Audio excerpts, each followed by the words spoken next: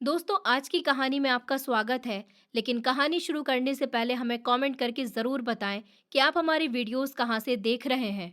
मेरा भाई एक कम उम्र की लड़की को भगाकर हमारे फ्लैट में ले आया था और बोला कि तुम कुछ दिन इस लड़की को यहाँ पर रहने दो। वो लड़की डर से बहुत बुरी तरह काँप रही थी। बेइज्जती के डर से मैंने उसे मना कर दिया था, लेकिन वो मेरे सामने हाथ जोड़ने लगा कि सिर्फ आज की रात मैं इस लड़की को अपने पास रख लूं। वो लड़की को मेरे पास छोड़कर खुद घर का बंदोबस्त करने चला गया, लेकिन 2 हफ्ते गुजर गए, वो वापस नहीं आया। लड़की हर वक्त एक कोने में मुंह छुपाए बैठी रहती और रोती रहती थी। एक दिन मैंने उससे घर से भागने की वजह पूछी तो उसने कुछ भी नहीं बताया। लेकिन एक दिन मैं अचानक कहीं जा रहा था कि मुझे ज़मीन पर एक कार्ड पड़ा हुआ मिला, जिसे देखकर मेरे होश उड़ गए, क्योंकि उस कार्ड में मेरा नाम आशीष है। मैं एक गांव के छोटे से घर में रहता हूँ, जिसमें मेरे माँ-बाप और मेरा एक छोटा भाई और 2 बहनें थीं। मेरे माँ-बाप मुझे हमेशा से ही एक बड़ा इंसान बनाना चाहते थे, क्योंकि उनका मानना था कि जो कुछ वो लोग नहीं कर पाए, वो अपने बच्चों को ज़रूर करता देखें। मेरे छोटे भाई का नाम गौरव था। हमारे माँ-बाप हमसे ही बहुत ज़्यादा हमारे माँ-बाप हम सबसे ही बहुत ज़्यादा प्यार करते थे। मेरे पापा एक छोटी-सी नौकरी करते थे, जिससे घर का गुज़ारा होना काफ़ी मुश्किल होता था। लेकिन हमारे माँ-बाप खुद भूखा रहकर हम सब बच्चों का पेट ज़रूर भर देते थे। मैं इतना छोटा नहीं था कि इन बातों को ना समझ सकूं। मुझे सारी बातें समझ आती थी कि मेरे घर में क्या-क्या परेशानियां हैं। मेरा छोटा भाई गौरव, सब लोग उसे बहुत प्यार करते थे। मेरे माँ-बाप ने उसे बहुत ज़्यादा प्यार से पाला था। उन्होंने उसकी हर ख्वाहिश को पूरा किया था। मैंने अपने माँ-बाप से कभी भी कोई ख्वाहिश नहीं की थी, क्योंकि मैं अपने घर के हालात अच्छी तरह से जानता था। मैं नहीं चाहता था कि मैं कभी भी अपने माँ-बाप पर किसी तरह का बोझ डालूं। हमारे माँ-बाप हमेशा हमें साथ बिठाकर बहुत अच्छी-अच्छी बातें बताया करते थे। वो कहते थे कि कभी किसी का बुरा नहीं करना चाहिए, क्योंकि हम जब कभी भी किसी का बुरा करते हैं, तो हमें उसकी सज़ा इसी दुनिया में ज़रूर मिल जाती है। इसीलिए हमें कभी भी कोई गलत काम नहीं करना चाहिए, और मैं इन सारी बातों को बहुत अच्छी तरह समझता था। मेरा भाई थोड़ा लापरवाह तरह का लड़का था। उसे इन बातों से कोई सीख नहीं मिलती थी। वो कभी भी माँ-बाप की बातों पर ध्यान नहीं देता था। जब भी पापा कुछ कहते थे, तो वो अपने खेल में लगा रहता था। मेरे माँ-बाप ने फैसला किया कि वो हम दोनों भाइयों को शहर पढ़ने के लिए भेजेंगे, ताकि हम दोनों अपने माँ-बाप का नाम रोशन कर सकें। मैं जानता था कि मेरे घर के हालात कैसे हैं। मेरे माँ-बाप मेरी पढ़ाई का खर्चा नहीं उठा सकते। मैंने इस बारे में अपने माँ-बाप से बात करी थी। पापा, मैं सब कुछ जानता हूँ कि हमारे घर के हालात कैसे हैं, और मैं ये भी जानता हूँ कि आप शहर का खर्चा नहीं उठा पाएंगे। मैं आप पर किसी तरह का बोझ नहीं डालना चाहता। मैं आपकी तरह ही कोई छोटी-मोटी नौकरी कर लूँगा और सब लोगों का पेट भर दूँगा, लेकिन मैं आपके ऊपर इतना बोझ नहीं डाल सकता।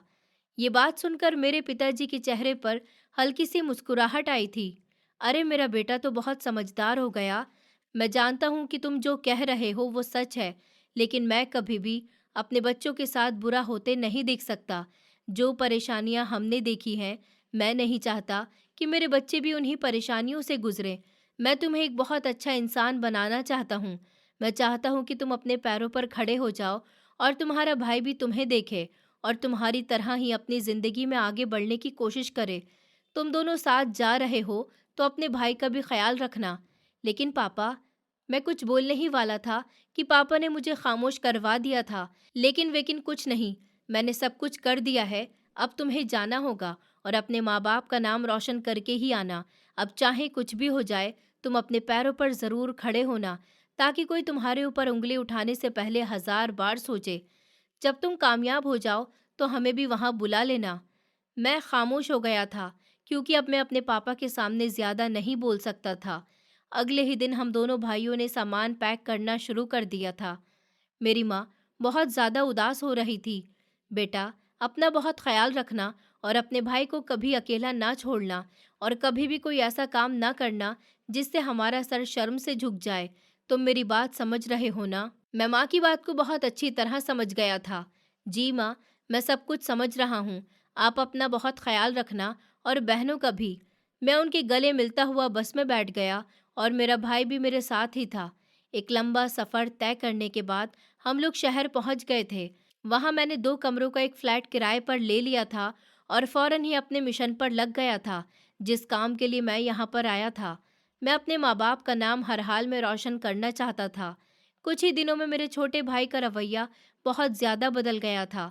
मैं उसे बहुत समझाता था, लेकिन वो मेरी किसी बात को सुनता ही नहीं था। वो ज़्यादातर घर से बाहर ही रहता था। मैंने उससे बहुत बार कहा कि घर से बाहर मत जाओ, अपनी पढ़ाई पर ध्यान दो, जिस काम के लिए तुम यहाँ आए हो वो करो। लेकिन वो मेरी कोई भी बात नहीं सुनता था। वो सिर्फ अपने काम में मगन रहता था।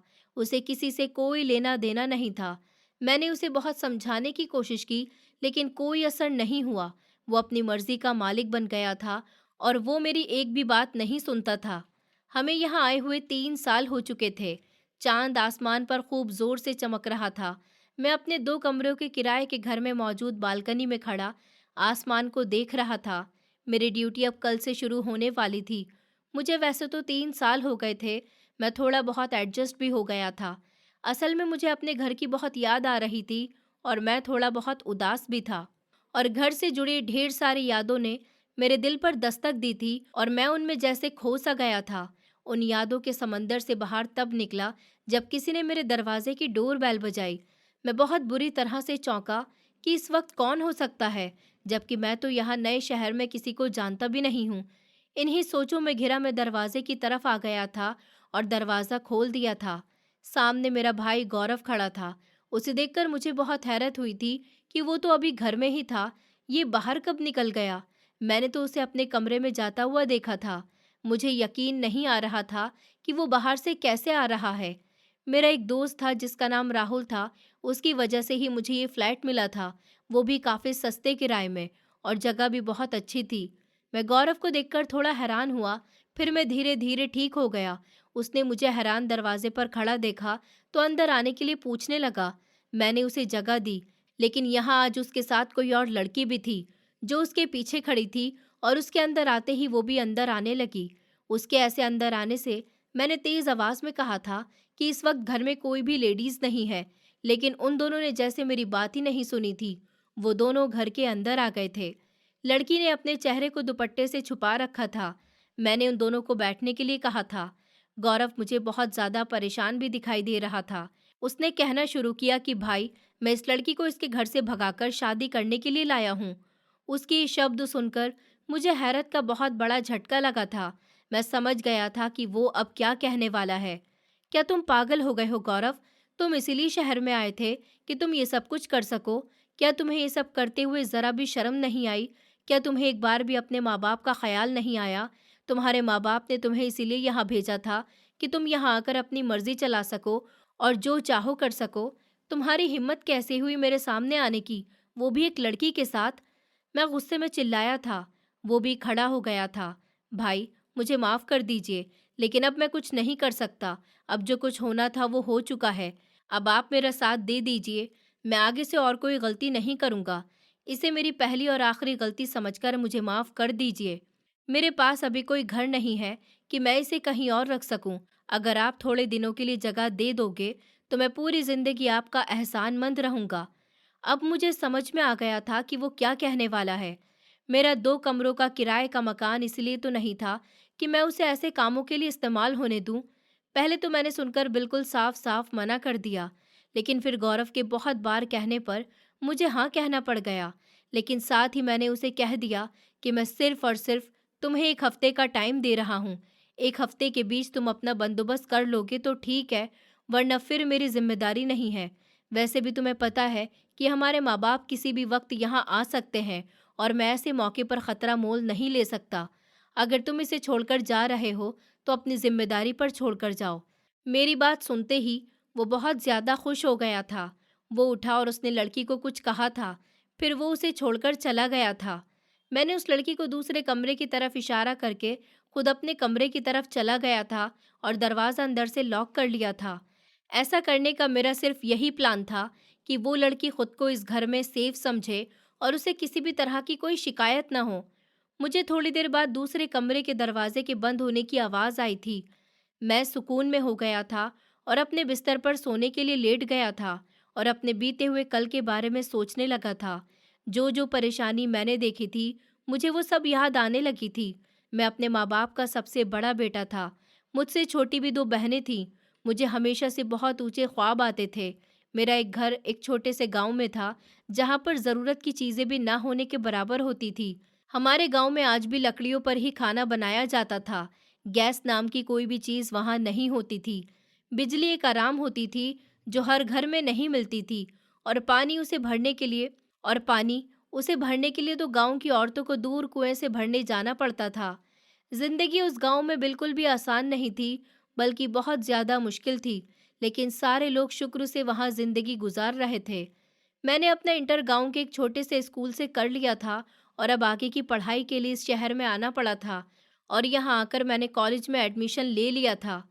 यहाँ ज़िंदगी काफ़ी बेहतर थी, गैस वगैरह यहाँ मौजूद थी, लकड़ियों पर खाना बनाने का कोई काम नहीं था, पानी भी हर तरह से मौजूद था। थोड़ी बहुत परेशानियाँ होती थी, लेकिन फिर भी हमारे गाँव के मुकाबले में ज़िंदगी बहुत अच्छी थी। मैंने इरादा कर लिया था कि मैं इस अच्छे शहर में किराए का घर लेकर अपना बिजनेस करूंगा और फिर अपने घर वालों को भी इस शहर में बुला लूंगा। जब मैंने अपने माँ बाप को इस बारे में बताया तो वो बहुत ज़्यादा खुश होते थे और फिर ये भी कहते थे कि क्या ऐसा सच में हो सकता है, क्योंकि उन्हें यही लगता था कि हम लोग बहुत ज़्यादा गरीब हैं और हम कभी भी इस तरह से अपनी ज़िंदगी नहीं गुजार सकते। मेरे माँ-बाप ने अपने बचपन से जिस तरह की ज़िंदगी गुज़ारी थी, उन्हें अब यही लगता था कि वो कभी भी आराम नहीं कर सकते, लेकिन मैं उनकी हर परेशानियों को दूर करना चाहता था। मैं चाहता था कि मेरे माँ-बाप भी एक खुशहाली भरी ज़िंदगी गुज़ारें और उनकी ज़िंदगी में कोई भी परेशानी बाकी न रहे। मुझे ऊपर वाले पर पूरा यकीन था कि वो मेरे ऊँचे ख्वाबों को ज़रूर पूरा कर देगा और एक वक़्त आएगा कि हम लोगों का नाम भी अच्छे लोगों में लिया जाएगा। मेरे ख्वाबों के बारे में सबको पता था, लेकिन मेरे गांव के सारे लोग मेरा मजाक भी बनाते थे। अब सब यही कहते थे कि हमारे हालात कभी भी नहीं बदल सकते और हम ऐसे ही अपनी ज़िंदगी गुजारने पर मजबूर रहेंगे। लेकिन मैं उनकी किसी भी बात पर कोई ध्यान नहीं देता था। मुझे पता था कि अगर इंसान हिम्मत करे तो हर तरह के हालात का मुकाबला कर सकता है और हालात को अपने हाथ में भी ले सकता है, हालात को बदल सकता है। ऊपर वाले ने इंसान को इतनी हिम्मत दी है कि वो सब कुछ अपनी मेहनत से कर सके। यही वजह थी कि मैंने लोगों की बातों का कोई जवाब नहीं दिया था, बल्कि सिर्फ अपने ख्वाबों पर अपना सारा ध्यान रखा था, ताकि लोगों की बातें मुझे गिरा न सकें और ना ही मैं अपने ख्वाबों से दूर हो सकूं। मैं इंटर के बाद कॉलेज में आ गया था और अपनी पढ़ाई करने लगा था। माँ बाप की थोड़ी बहुत ज़मीनें थीं और पापा छोटी सी नौकरी करते थे, जिससे घर का गुजारा मुश्किल होता था। लेकिन मैं बहुत हिम्मत वाला था। मैंने इस शहर में कॉलेज के प्रिंसिपल से बात कर ली थी कि मैं एक छोटे गांव से हूँ, पढ़ने के साथ साथ मैं नौकरी भी करना चाहता हूँ। अगर आप मेरी थोड़ी बहुत मदद कर देंगे तो बहुत अच्छा होगा। प्रिंसिपल एक बहुत ही अच्छे इंसान थे। उन्होंने मेरी बात को समझा और मेरा बहुत ज़्यादा साथ दिया, लेकिन मुझे नहीं पता था कि मेरा भाई मुझे इस तरह धोखा दे देगा। जिसको मेरे माँ बाप ने सबसे ज़्यादा प्यार दिया, वो उन्हें इस तरह से धोखा दे जाएगा। मैं तो सोच भी नहीं सकता था कि मेरा भाई इस शहर में आकर क्या कर रहा है। मुझे थोड़ा बहुत शक हुआ था, क्योंकि जब हम नए नए इस शहर में आए थे तो वो बिल्कुल भी घर में नहीं ठहरता था और रात रात भर जागकर फ़ोन पर बातें करता था। एक बार मैंने उसकी बात भी सुनी थी। वो किसी लड़की से बात कर रहा था और उसे यकीन दिला रहा था कि वो उससे शादी करके ही रहेगा। शायद वो यही लड़की थी, लेकिन मैं पक्का नहीं कह सकता था कि वो लड़की यही थी। मुझे ये सब कुछ देखकर बहुत ज़्यादा अफ़सोस हुआ था। मैं अपने माँ-बाप के लिए क्या कुछ नहीं कर रहा था और उसने तो मेरे माँ-बाप की नाक ही कटवा दी थी। क्या उसे ये सब कुछ करते हुए ज़रा भी शर्म नहीं आई? क्या उसने एक बार भी माँ-बाप के बारे में नहीं सोचा, जिसने इतनी मेहनत करके हम दोनों को यहाँ पढ़ने के लिए भेजा था? क्या उसे नहीं पता कि हमारे घर के हालात कैसे हैं, कि वो किस तरह हमारी पढ़ाई का खर्चा उठा रहे हैं? उसे थोड़ा बहुत तो सोचना चाहिए था, लेकिन उसने बिल्कुल भी नहीं सोचा और इन गलत कामों में पड़ गया। जब मैं नया-नया इस शहर में आया था, जब से ही मेरे टेस्ट शुरू हो चुके थे, मैंने पहले दिन ही जगह-जगह नौकरियों के लिए बात करना शुरू कर दिया था। मैं हर दुकान पर जाता, मज़दूरी के लिए भी तैयार हो जाता था। एक दिन मुझे जूते की दुकान में काम मिल गया था। जूते की दुकान के मालिक ने पुराने जूते की पॉलिश का काम मुझे सौंप दिया था। उन्होंने मुझे कहा था कि ये सारे 250 जोड़ी जूते हैं और इनको तुम्हें पॉलिश करना है और उसके बदले में तुम्हें 2000 रुपये दूंगा। ये सुनकर मैं राज़ी हो गया था, क्योंकि मेरे लिए 2000 रुपये भी बहुत थे। ये मेरी ज़िंदगी की पहली कमाई थी, जो मेहनत से मैंने कमाई थी। यहाँ तक कि मेरे हाथों में छाले भी पड़ गए थे, लेकिन मैंने हिम्मत नहीं हारी थी और मैंने वक्त से पहले ही मालिक को 250 जोड़ी जूते पर पॉलिश करके दे दिया था। वो मेरे काम से बहुत ज़्यादा खुश हुआ था और वक्त पर बल्कि वक्त से पहले काम करने पर उसने मुझे 500 रुपये का इनाम भी दिया था। ऐसे ही मिलकर पूरे 2,500 रुपये की कमाई हो गई थी, जिसमें से मैंने 500 अपने खर्चे के लिए रखे हुए थे और 2,000 रुपये मैंने बचा लिए थे। मालिक ने मुझसे कहा था कि तुम एक बहुत मेहनती आदमी हो, तुम बहुत आगे जाओगे। वो मेरे काम से बहुत ज़्यादा खुश हुए थे।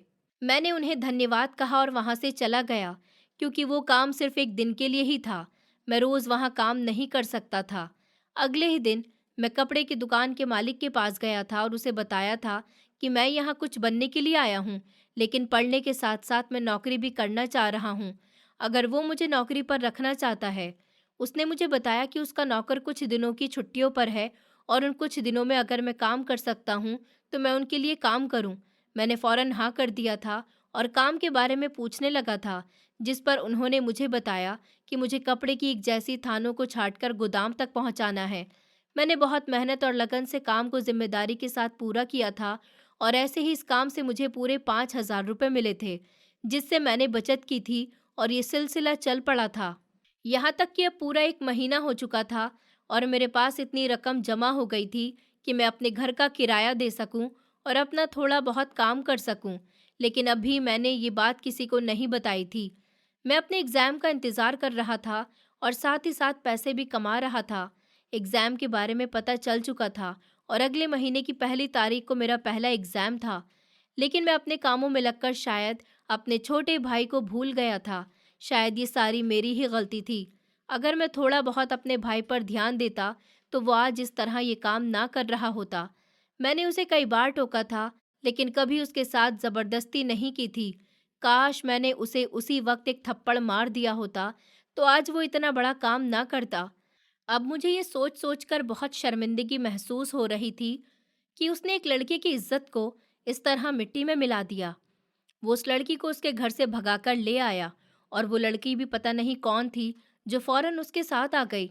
क्या उसे अपने माँ बाप का बिल्कुल भी ख्याल नहीं था? क्या वो लड़की भी उसकी तरह ही थी? ये सब कुछ मेरे दिमाग पर छाया हुआ था। मेरा दिमाग बहुत बुरी तरह से दर्द करने लगा था। मैंने अपने कॉलेज एग्ज़ाम बहुत अच्छी तरह से दे दिए थे। मैंने प्रिंसिपल का बहुत धन्यवाद किया था कि उन्होंने मेरे मुश्किल वक्त में मेरा इतना साथ दिया है, जिसे मैं हमेशा याद रखूंगा। प्रिंसिपल धीरज कपूर बहुत ही अच्छे इंसान थे और बहुत बड़े दिल के मालिक थे। उनकी हर एक इंसान से मैंने बहुत तारीफ सुनी थी। मैंने उनसे कहा था कि अगर ज़िंदगी ने मुझे मौका दिया और मैं इस काबिल हो गया कि मैं उनके एहसान का बदला चुका सकूं, तो मैं ज़रूर चुकाऊंगा। उन्होंने सिर्फ मेरी कॉलेज में ही मदद नहीं की थी, बल्कि पैसों से भी वो अक्सर मेरी मदद करते रहते थे कि वो मुझे एक हाथ से देते थे और दूसरे इंसान को खबर भी नहीं होती थी। अब मुझे बहुत ज़्यादा खुशी हुई थी कि मैं इस कदम को उठाने में कामयाब हो गया था और मैं लगन से इस जगह तक पहुंच गया था। अब मैं जल्दी से अपने घर पहुंच जाना चाहता था। मैं अपने माँ बाप को ये खुशखबरी सुनाना चाहता था। मैंने अपनी पढ़ाई पूरी कर ली थी, बल्कि मैंने उनके लिए एक बेहतर किराए के घर का भी इंतज़ाम कर लिया था। मैंने उनसे अपनी मेहनत की सारी बातें कर ली थी, ताकि न सिर्फ उससे मेरे माँ बाप की आंखें ठंडी हों, बल्कि मेरे दूसरे भाई बहन भी मेरी इस कहानी से जो अभी शुरू हुई थी सबक हासिल कर सकें और उसी तरह अपनी ज़िंदगी में ख्वाबों को पूरा करने के लिए कदम आगे बढ़ाएं। पहला कदम बहुत कठिन होता है, लेकिन उठाना पड़ता है। इसके बिना कोई भी चारा नहीं होता। लेकिन जब पहला कदम उठा लिया जाता है लेकिन जब पहला कदम उठा लिया जाता है तो बाकी सारे काम खुद ही अंजाम तक पहुंच जाते हैं। मैं घर पहुंच गया था और अपने माँ बाप को बता दिया था कि मैंने उनके लिए एक अच्छा घर ढूंढ लिया है। वो लोग बहुत ज़्यादा खुश हुए थे। मैंने उनसे सामान बांधने का भी कहा था, तो वो लोग मान गए थे। लेकिन अचानक ही हमारे गांव वाले घर में एक आग भड़क उठी थी और पूरा घर जल गया था। मैं एकदम से घबरा गया था कि अभी तो हमारे खुशियों के दिन शुरू होने वाले थे और अब ये क्या हो गया था। मेरी माँ ने मुझे दिलासा दिया था कि मैं उदास ना हूँ और थोड़ा सा इंतज़ार करूँ। साथ ही साथ उन्होंने मुझे काम के लिए अपने हिस्से की ज़मीन बेचकर कोई 2 लाख रुपए भी भेजे थे। मैं हैरत भरी नज़रों से देखकर रह गया था। वो इकलौती इंसान थी जिन्हें मुझ पर बहुत ज़्यादा भरोसा था और उन्हें पता था कि मैं उनका ये भरोसा कभी भी नहीं टूटने दूंगा। भले ही मेरे पास अपना घर नहीं था, लेकिन किराए का तो था। मेरे सर पर छत तो थी, लेकिन अब मुझे सिर्फ इस बात का डर रहता था कि मैं अपने माँ बाप को गौरव के बारे में कैसे बताऊंगा। उन्हें कैसे बताऊंगा कि उनके छोटे बेटे ने उनकी इज्जत को मिट्टी में मिला दिया है और एक लड़की को भगाकर ले आया है जिसको कोई भी नहीं जानता। अगर मेरे माँ बाप को ये सारी बातें पता चली तो वो जीते जी मर जाएंगे। फिर उन्हें कौन समझाएगा? वो क्या सोचेंगे कि 3 साल तक अपने बच्चों को शहर इसीलिए छोड़ा कि वो हमारी नाक कटवा सके। मैं बहुत ज्यादा परेशान था, लेकिन मैंने अपने काम के हवाले से काफी कुछ सोच रखा था और यहाँ पहुंचा था कि मैं जिस मोहल्ले के मकान में रहता हूँ, वहाँ किराना स्टोर मौजूद नहीं है। रोज का सौदा लाने के लिए दूर जाना पड़ता था।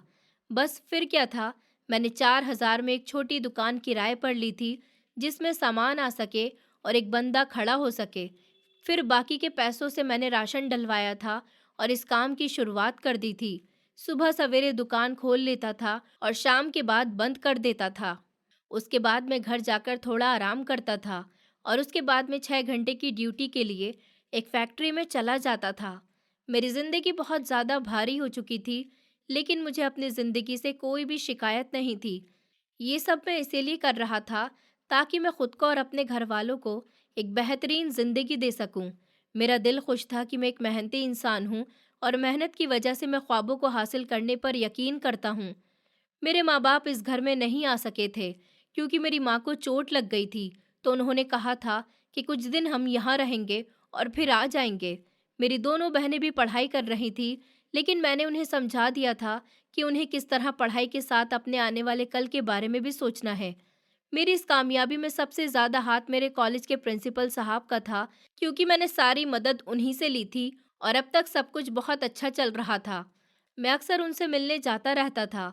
एक बार वो मुझे कॉलेज में नहीं मिले थे, तो मैं परेशान हो गया था और उनके घर का पता मालूम करके मैं वहाँ पहुँच गया था। उनका घर बहुत खूबसूरत था जिसमें वो रहते थे। उनके घर पहुँचकर पता चला कि वो बहुत ज़्यादा परेशान हैं और बीमार भी हैं। मैं उनको देखकर वापस आया तो मुझे महसूस हुआ कि उनकी परेशानी कोई मामूली नहीं है, बल्कि कोई बात थी जिसे वो अंदर दबाकर घुटन का शिकार हो रहे थे। वो बहुत ही अच्छे इंसान थे। उन्होंने मेरी मदद की थी, इसीलिए मुझे उनसे पूछने में झिझक महसूस हुई थी, लेकिन मेरे दिल से प्रार्थना थी कि ऊपर वाला उनकी सारी परेशानियों को दूर कर दे। उनसे बातों के बीच मुझे मालूम हुआ कि उनकी 3 बेटियां हैं और उनकी पत्नी इस दुनिया से जा चुकी है। उनकी 2 बड़ी बेटियां जिनकी शादी हो चुकी थी, जबकि एक बेटी उनके साथ ही रहती थी। मैं उनसे मिलकर अपने घर वापस आ गया था और अभी आराम करने के लिए लेट ही रहा था कि दरवाजे पर दस्तक हुई थी। मैं बहुत ज़्यादा हैरान हुआ था कि इस वक्त मेरे दरवाजे पर कौन आया होगा, जबकि मैं यहाँ अकेला रहता था, अपने भाई के साथ। मेरा कोई रिश्तेदार भी मौजूद नहीं था और मेरा भाई अपने कमरे में जा चुका था और ना ही किसी को पता था कि मैं इस वक्त कहाँ पर हूँ। यही सोचकर डरते डरते मैंने दरवाज़ा खोल दिया था। सामने मेरा अपना भाई गौरव खड़ा था। मुझे बहुत ज़्यादा हैरानी हुई थी कि वो इस वक्त कहाँ से आ रहा है। उसने मुझे अंदर आने के लिए कहा था और मैंने उसे इजाज़त दे दी थी, लेकिन मुझे हैरत का झटका लगा था कि वो अकेला नहीं आया था, बल्कि उसके साथ कोई और लड़की भी थी जिसने अपना चेहरा अपने दुपट्टे से छुपाया हुआ था और उसकी नज़रें झुकी हुई थी। मैंने तेज़ आवाज़ में कहा था कि मेरे घर में कोई भी औरत नहीं है, मैं अकेला हूँ। तो गौरव ने कहा कि वो सब कुछ जानता है, उसे मुझसे कोई ज़रूरी बात करनी है। मैंने उन्हें सोफे पर बिठा दिया। उसने कहा कि वो इस लड़की को भगाकर साथ लाया है और मेरे पैरों के नीचे से ज़मीन निकल गई थी। मुझे यकीन नहीं आ रहा था कि ये मेरा ही भाई है। हमारे माँ बाप ने हमें यहाँ पढ़ने के लिए भेजा हुआ था, अपना नाम बनाने के लिए भेजा था, ना कि उनका नाम मिट्टी में मिलाने के लिए। 3 साल बाद आखिरकार मेरे भाई ने वो काम कर ही दिया था जिसका मुझे डर था। मैंने उसे काफ़ी समझाया था कि वो अपनी पढ़ाई पर ध्यान दे, लेकिन वो किसी की बात नहीं सुनता था। वो फिर भी ऐसी चीज़ों में पड़ गया था। मैंने छोटी छोटी आंखों से उस लड़की की तरफ देखा था। वो एक बहुत इज्जतदार लड़की थी। उसका अंदाज़ा इस बात से लगाया जा सकता था कि वो बार बार अपनी उंगलियों को मरोड़ रही थी और उसकी नज़रें झुकी हुई थी। मैंने अफसोस से दिल में सोचा था कि न जाने कौन से घर की चिड़िया है जो गौरव के जाल में फंसकर उसके साथ निकल आई है, अपने घर वालों की इज्जत मिट्टी में मिला आई है। मैंने गौरव की तरफ देखा था और इशारा किया था कि वो आगे बात करे, तो उसने कहा था कि वो मेरे साथ ही इस फ्लैट में रहता है, इसलिए उसके पास कोई और जगह नहीं है, तो वो चाहता है कि मैं इसे अपने फ्लैट में दूसरे कमरे में थोड़े दिनों के लिए रहने की इजाज़त दे दूँ। और मैं उसकी ये बात सुनकर पूरी तरह उछल पड़ा था। मैंने बिल्कुल साफ मना कर दिया था और उससे पूछा था कि आखिर तुम्हारी हिम्मत कैसे हुई ये सब कुछ मेरे सामने कहने की? तुम पागल हो गए हो? तुम्हें बिल्कुल भी शर्म नहीं आई मुझसे ऐसी बातें करते हुए? क्या तुम्हें अपने माँ-बाप की इज़्ज़त का बिल्कुल भी ख़याल नहीं था? क्या तुम्हें इसीलिए उन्होंने यहाँ भेजा था कि तुम ये काम करो और उनका नाम मिट्टी में मिला दो? क्या तुम्हें ये सब कुछ करने से पहले बिल्कुल भी ख़याल नहीं आया कि इस लड़की के माँ-बाप का क्या हाल होगा? तुम्हारे माँ-बाप का क्या हाल होगा? अगर तुम्हें ये लड़की पसंद थी, तो तुम इज़्ज़त से भी इसे अपने घर में ला सकते थे। लेकिन तुमने बहुत बड़ा जुर्म किया और मैं तुम्हें इसके लिए कभी भी माफ़ नहीं कर सकता। तुम्हें शर्म आनी चाहिए थी ऐसा काम करने से पहले। मुझे अपने माँ-बाप की इज़्ज़त का बहुत डर था और मैं ऐसा कोई भी काम नहीं करना चाहता था, जिससे न सिर्फ़ मुझे बल्कि मेरी पूरी फ़ैमिली को शर्मिंदगी का सामना करना पड़े। और ऐसे कामों में तो मैं कभी भी उसकी मदद नहीं करना चाहता था। लेकिन दूसरी तरफ गौरव भी पूरी तरह तैयारी करके आया हुआ था। मेरा इनकार सुनकर उसने मेरे सामने हाथ जोड़ने शुरू कर दिए थे और जब ये बात ख़त्म हुई तो मैं आखिरकार मान ही गया था। लेकिन साथ ही साथ मैंने उन्हें बता दिया था कि उन्हें सिर्फ़ 1 ही हफ़्ते का टाइम दे रहा हूँ। 1 हफ़्ते के अंदर अगर तुमने बंदोबस्त नहीं किया तो फिर आगे की ज़िम्मेदारी मेरी नहीं रहेगी और मैं किसी के आगे कोई जवाब नहीं दूँगा। मेरे दो टूक अंदाज़ में जवाब देने पर गौरव हैरत में पड़ गया था, लेकिन उसने पता नहीं चलने दिया था। वो उस लड़की को छोड़कर वहाँ से चला गया। मैं उठकर अपने कमरे के अंदर जाकर अपना दरवाज़ा बंद कर लिया था। मैं अपने बीते हुए कल के बारे में सोचने लगा था, जिस परेशानियों से गुज़र-गुज़र कर मैं आज यहाँ तक पहुँचा था। लेकिन अब ये 1 हफ़्ता मेरे लिए किसी परेशानी से कम नहीं था। मुझे हर वक़्त यही डर लगा रहता था कि कहीं मेरे घरवाले ना आ जाएँ और अगर मेरे घरवाले आ गए और ये लड़की मेरे पास मेरे घर में मौजूद हुई, तो मैं उन सबको क्या जवाब दूँगा? मेरी इज़्ज़त तो मिट्टी में मिल जाएगी और बिना कुछ गलत काम किए मैं बेइज्जत हो जाऊंगा। ये 1 हफ्ता मेरे ऊपर बहुत भारी गुजरने वाला था। यहाँ तक कि जब मैं दुकान पर मौजूद होता था, जब भी मेरा ख्याल बार-बार घर की तरफ ही जा रहा था, जबकि मुझे इस बात से कोई परेशानी नहीं थी कि उस लड़की को मेरी तरफ से कोई नुकसान पहुँच सकता है। बल्कि मेरी परेशानी ये थी कि अगर उस लड़की के घरवालों को ही पता चल जाता कि उनकी बेटी भागकर इस घर में आ गई है, तो उनकी तरफ से मेरे लिए बहुत बड़ी मुसीबत खड़ी हो सकती है। अब मैं उस वक्त को कोस रहा था जब मैंने गौरव से उस लड़की को रखने के लिए हाँ कर दिया था। मैं कभी भी जिंदगी में ऐसे कामों में नहीं डूबा था और ना ही कभी डूब पाऊंगा। ये मेरा खुद से वादा था। मैं खुद पर कंट्रोल करने वाला इंसान था और मेरे ख्वाब तो कुछ और ही थे। मैं उन ख्वाबों के बीच में उलझना नहीं चाहता था और ना ही मुझे कोई खूबसूरती भाती थी, न मुझे लड़कियों में कोई बहुत ज़्यादा दिलचस्पी थी। मेरी दिलचस्पी तो उन ख्वाबों को पूरा करने में थी। ख्वाब पूरे हो जाते हैं तो फिर बात की दिलचस्पी इंसान सोचने लगता है, लेकिन मेरे लिए सबसे पहले मेरे ख्वाब ही आते थे और उसके बाद ही कुछ और। मुझे घर वालों के लिए, अपने माँ बाप, उन सब के लिए कुछ कर दिखाना था। उनके लिए कुछ करने का हौसला मेरे अंदर मौजूद था, लेकिन पता नहीं गौरव ने ये सब कुछ कैसे कर दिया। अब मुझे उस दिन का डर था जब मेरे माँ बाप मेरे घर आएंगे और मुझसे गौरव के बारे में पूछेंगे, तो मैं उन्हें क्या बताऊंगा कि उनके छोटे बेटे ने उनकी इज्जत मिट्टी में मिला दी है। वो एक लड़की को भगाकर ले आया। क्या वो इस सच को बर्दाश्त कर पाएंगे? मैं कैसे छिपाऊंगा, कैसे बताऊंगा? मुझे कुछ भी समझ नहीं आ रहा था। अचानक ही ये मुसीबत मेरे सर पर आ पड़ी थी। दूसरी तरफ मेरा काम बहुत अच्छी तरह से चल रहा था और 2 महीने के अंदर अंदर मुझे बहुत ज़्यादा प्रॉफिट भी हो चुका था। और ये सब कुछ धीरज साहब का दिया गया मशवरा ही था कि उन्होंने मुझे मशवरा दिया था कि मैं यहाँ किराने की दुकान खोल सकूं। 1 महीना पूरा गुजर गया था। मेरे माँ बाप ने मुझसे कहा था कि वो जल्द ही मेरे पास आने वाले हैं और मैं इस वक्त का बेचैनी से इंतज़ार कर रहा था। लेकिन ये 1 हफ्ता मेरे लिए बहुत बड़ी परेशानी बनकर आया था।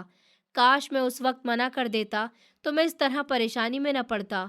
आज 2 दिन हो गए थे और गौरव का कोई अता पता नहीं था।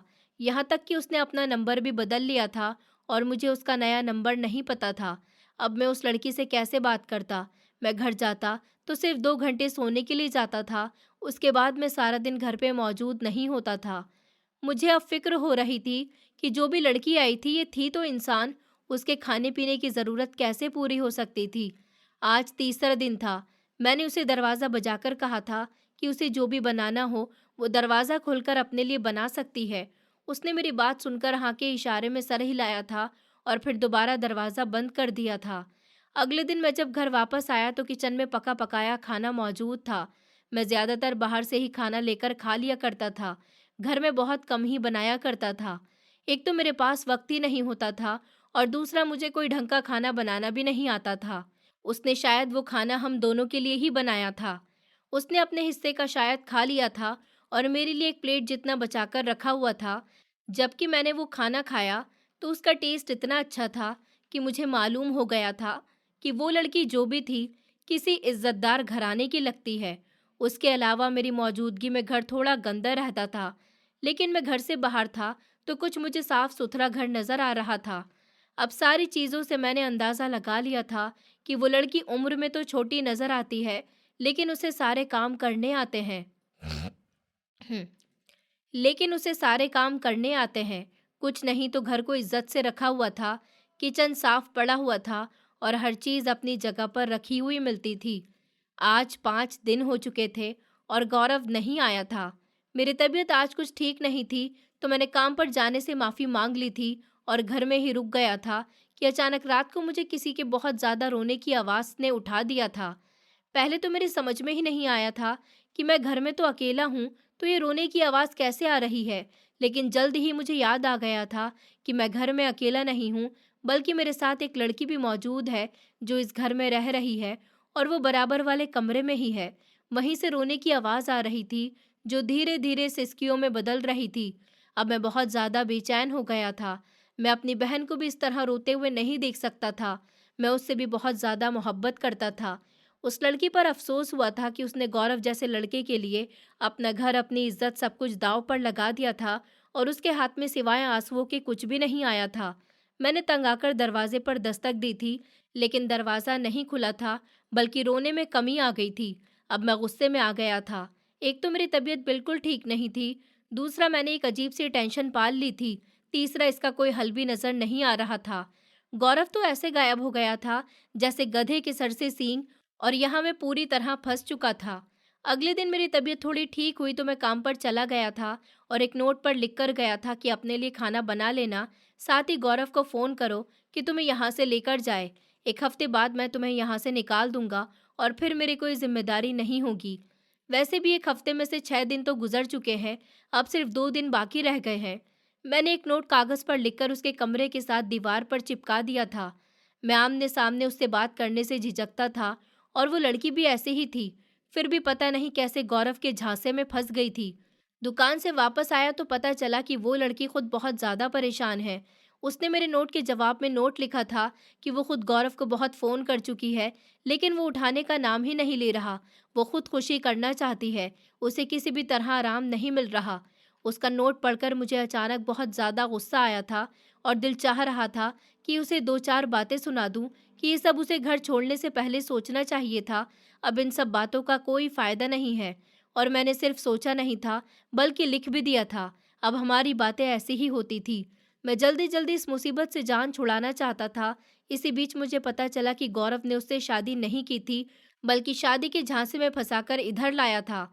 अब मुझे उस लड़की पर और भी ज़्यादा अफ़सोस हुआ था कि उसे तो फ़ौरन से उस लड़के से शादी पर ज़ोर देना चाहिए था। दूसरी तरफ गौरव भी न जाने उस लड़की से कौन से बदला उतार रहा था कि वो उसे मेरे घर में छोड़कर न जाने किधर की सैर को निकल गया था। अब उसकी बला से वो जहाँ भी जाए। उन सब के बीच में मेरी सेहत और मेरा काम सब कुछ परेशान हो रहा था। इसका अंदाज़ा मुझे इस बार होने वाले लाभ से हुआ था, जो कि पिछली बार से बहुत कम था। खैर, मैं इस बात पर कॉम्प्रोमाइज़ करने के लिए तैयार था, लेकिन कोई तो हल निकलना चाहिए था। इसी वजह से मैं बहुत ज़्यादा परेशान रहने लगा था। आज पूरे 13 दिन हो चुके थे और मैं सुबह सवेरे अपने काम पर निकल गया था, जब मुझे मेरे एक बहुत करीबी दोस्त की कॉल आई, जिसमें उसने कहा कि धीरज सर को अटैक हुआ है और वो अस्पताल में मौत और ज़िंदगी की जंग लड़ रहे हैं। मैं बहुत ज़्यादा हैरान रह गया।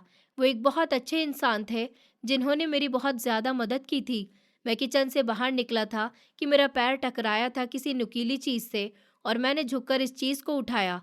वो कुछ और नहीं बल्कि उस लड़की का आइडेंटिटी कार्ड था, जिसमें उसका नाम लिखा हुआ था। उसमें उसका नाम अंजलि धीरज कपूर था। नीचे पता लिखा हुआ था। पता पढ़कर मेरे दिमाग में धमाका हुआ था और मैं वहीं सर पकड़कर बैठ गया था। मेरे घर में मौजूद लड़की कोई और नहीं बल्कि धीरज साहब की ही बेटी थी जिसे गौरव भगाकर लाया था। अब मेरा दिमाग बहुत तेजी से काम कर रहा था कि अब मुझे क्या करना चाहिए। मैंने दरवाज़ा बजाकर अंजलि को कहा कि वो जल्दी से तैयार हो जाए, अपना बैग तैयार कर ले। मैं उसे 5 मिनट देता हूँ, वो अपनी सारी तैयारियां पूरी करके मेरे साथ चले। उसे गौरव ने बुलाया है। वो ये बात सुनकर बहुत ज़्यादा खुश हो गई थी और जल्दी जल्दी से 5 मिनट से पहले तैयारी करके मेरे साथ बाहर जाने के लिए तैयार हो गई थी।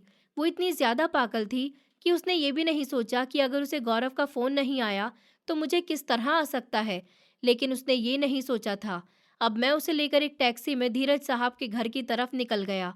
मुझे कॉल पर मेरे दोस्त ने बताया था कि वो अस्पताल से एक दिन के अंदर ही घर आ गए थे, लेकिन बहुत ज़्यादा कमज़ोरी से अभी बिस्तर पर ही लेटे हुए थे। जैसे ही गाड़ी इस मोहल्ले के अंदर पहुंची थी, वो लड़की बहुत ज़्यादा बेचैन हो गई थी। उसने बेचैनी से मेरी तरफ देखा था। उसकी आंखों से लगातार आंसू बह रहे थे और वो टैक्सी का दरवाज़ा खोलकर बाहर निकलने की कोशिश कर रही थी। मैंने ड्राइवर से कहकर दरवाज़ा लॉक करवा दिया था और उससे भारी और दबी हुई आवाज़ में सिर्फ इतना कहा था कि मैं तुम्हारे पापा के एहसानों के नीचे दबा हुआ हूँ, क्योंकि उनकी हालत बहुत ज़्यादा ख़राब है। वो बीमार हैं, बिस्तर पर पड़ चुके हैं। उन्हें बिस्तर पर पहुँचाने वाली तुम हो। मुझे गौरव ने फ़ोन करके कुछ भी नहीं कहा, ना ही मुझे उसका कुछ अता पता मालूम है। मुझे मालूम है तो सिर्फ इतना कि तुम्हारा बाप बिस्तर पर पड़ा हुआ है और तुम्हारी खबर लेने के लिए तड़पता रहा है। तो प्लीज़ अब तुम अपनी गलतियां भुलाकर दोबारा अपने घर जाओ, क्योंकि गौरव तुम्हें धोखा दे रहा है। उसने तुम्हारे साथ बहुत बड़ा धोखा किया। अगर वो तुम्हारे साथ वफादार होता तो पूरे 2 हफ्ते ना गुजार देता। उसे तो इतनी भी शर्म नहीं आई कि जिस लड़की को वो अपने घर की इज्जत बनाने जा रहा है, उसे कैसे पूरे 2 हफ्तों के लिए एक लड़के के पास छोड़ गया। मेरी बात के जवाब में वो जोर जोर से रोने लगी थी, लेकिन मैं अब उस पर रहम खाने वाला नहीं था। मैं उसे उसके घर ही पहुंचाकर दम लेने वाला था। उसे तो इस बात का शुक्र करना चाहिए था कि वो दोबारा बिना किसी तकलीफ और दुख के अपने घर सही सलामत वापस लौट रही थी और इज्जत से लौट रही थी। उसने मुझसे कहा था कि घर वाले उसे दोबारा कभी भी नहीं अपनाएंगे, और मैंने उसे तसल्ली दी थी कि मैं धीरज साहब को जानता हूँ। उनकी ये हालत तुम्हारी जुदाई में हुई है तो वो तुम्हें देखकर तुम्हें माफ़ कर देंगे, और अगर माफ़ ना करें, अगर वो तुम्हें नाराज़गी भी दिखाएं, तो तुम उसकी हकदार हो, क्योंकि तुमने हरकत ही कुछ ऐसी की है। इसलिए अब दिल बड़ा करो और अपने घर जाकर अपनी नई ज़िंदगी की शुरुआत करो। अपने बाप का ध्यान रखो। मेरी बात सुनकर उसने खिड़की से सर टिका दिया और आंखें बंद कर ली थी। थोड़ी देर बाद ही धीरज साहब का घर आ गया था और मैं उसे लेकर अंदर आ गया था। नौकरों के हिसाब से अभी थोड़ी देर पहले उनके सारे रिश्तेदार उनके पास से होकर गए थे, जो उनको देखने के लिए आए थे। मैं अंजलि को लेकर अंदर की तरफ बढ़ गया था, क्योंकि उसने अभी तक अपना दुपट्टा नहीं हटाया था, इसलिए नौकर ने उसे नहीं पहचाना था। धीरज साहब ने पहली नज़र में ही अंजलि को पहचान लिया था और वो फूट फूट कर रोने लगे थे। मैंने इतना कहा था कि उनकी प्रार्थना पूरी हो चुकी है, उनकी बेटी सही सलामत उनके पास वापस लौट आई थी। वो मेरा धन्यवाद करते हुए नहीं थक रहे थे। वो बार बार मुझे कहते थे कि तुमने मुझ पर ज़िंदगी का सबसे बड़ा एहसान किया है, मैं अब तुम्हारे एहसानों के नीचे दब गया हूँ। इस पर मैंने उन्हें सारी बात बता दी थी कि किस तरह अंजलि मेरे घर में ही 2 हफ्तों से आई हुई थी और उससे उसकी इज्जत को ज़रा से भी आँच नहीं आई थी। और मैंने उन्हें ये भी बता दिया कि इस सब के पीछे कोई और नहीं, बल्कि मेरा अपना भाई था। मैं उनसे सच नहीं छुपाना चाहता था, क्योंकि इस दुनिया में एक वही इंसान थे जिन्होंने मेरी इतनी मदद की थी। अगर उन्होंने मेरी मदद ना की होती तो आज मैं इस जगह पर खड़ा ना होता जहां मैं आज खड़ा हूँ। धीरज साहब ने मुझे कहा था कि उन्हें मेरे ऊपर पूरा भरोसा है कि मैंने उनकी बेटी को बहुत अच्छे से रखा होगा, और मैं उनके इस तरह भरोसे करने पर बहुत फ़क्र महसूस कर रहा था। अंजलि ने उनके पैर पकड़कर माफ़ी मांग ली थी और उन्होंने इस शर्त पर माफ़ कर दिया था कि आगे से वो कभी भी ऐसी कोई हरकत नहीं करेगी जिसकी वजह से उन्हें पूरी सोसाइटी के सामने शर्मिंदगी का सामना करना पड़े। ऐसे ही दोनों बाप बेटी माफ़ी मांग चुके थे और मैं बिल्कुल सुकून से अपने घर वापस लौट आया था। लेकिन अंजलि के पिताजी ने अपने दिल में फैसला कर लिया था कि वो गौरव को हर हाल में सज़ा दिलाकर ही दम लेंगे, क्योंकि उसने उनकी इज्जत पर हाथ डाला था और वो कभी भी अपनी बेटी को इस तरह बेइज्जत नहीं होने दे सकते थे। अगले दिन गौरव मेरे सर पर पहुंच गया, और फिर वो नहीं आया था, बल्कि उसके साथ उसके 5-6 दोस्त भी साथ आए हुए थे। उसने मुझसे कहा था, क्योंकि आज मेरी शादी होने जा रही है, इसलिए अगर मैं थोड़ी देर के लिए घर से बाहर चला जाऊं और थोड़ी देर के लिए घर उनके हवाले कर दूं, तो वो मेरा एहसानमंद रहेगा। मैंने उसकी बात पूरी तरह सुनी थी और मुझे पता लग गया था कि उसके क्या इरादे हैं और वो किस इरादे से आया है। शादी के लिए तो सिर्फ एक इंसान ही काफ़ी होता है या दो। उसकी क्या नीयत हो सकती है, मैं अच्छी तरह से जान सकता था।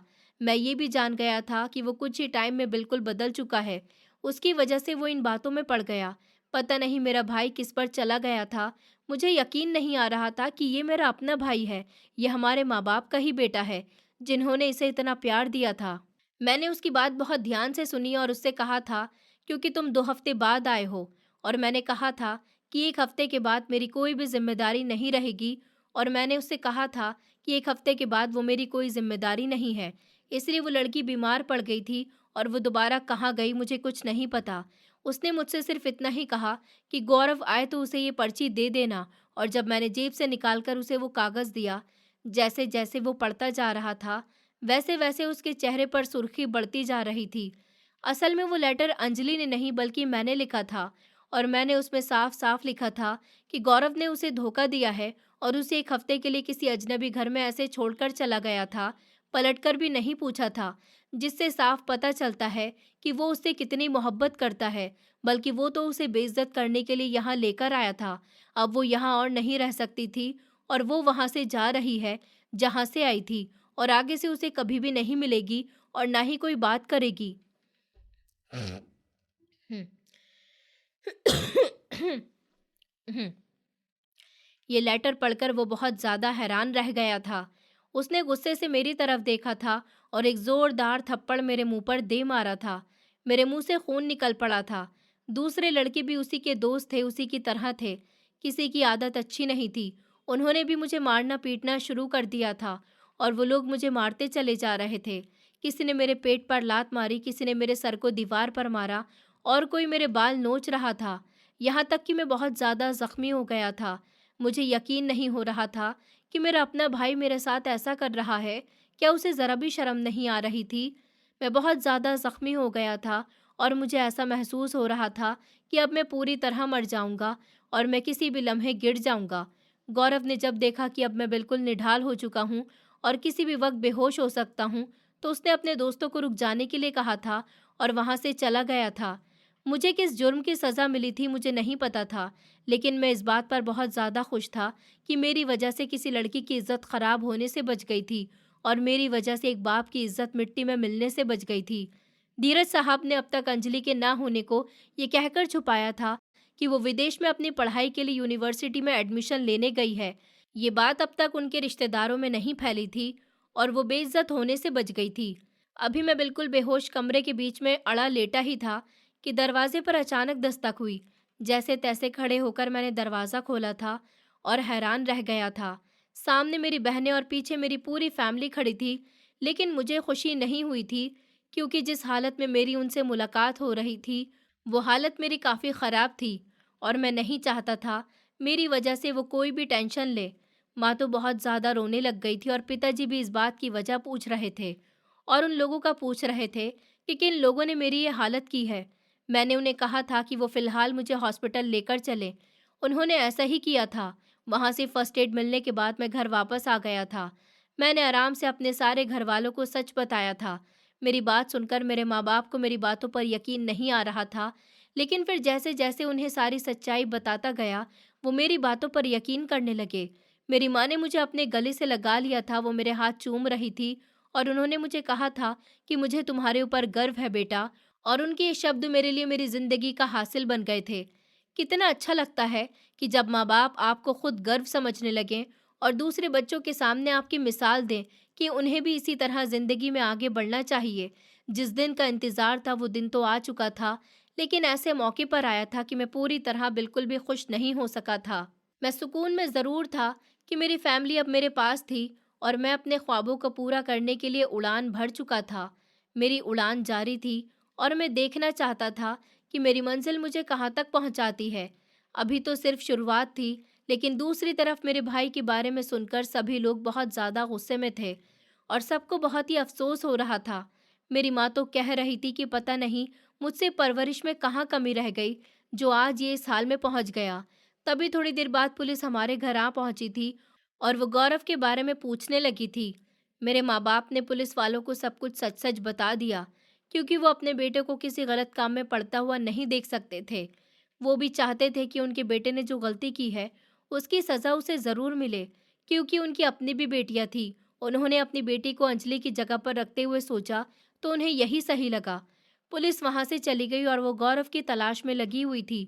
अगले ही दिन गौरव उनके हाथ लग चुका था और पुलिस वाले गौरव को पकड़कर पहले हमारे घर पर ही लेकर आए थे।